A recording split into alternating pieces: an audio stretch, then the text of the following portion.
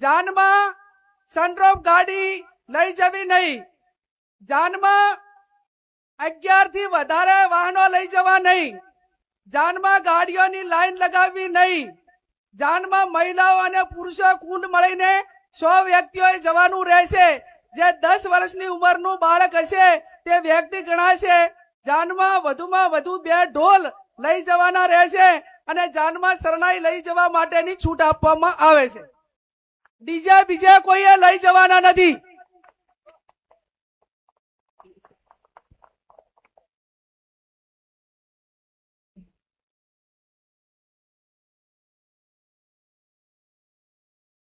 હવે આપણે પટલું, દાગીના, હમાઓ અલગ અલગ પંથકમાં બોલાય છે.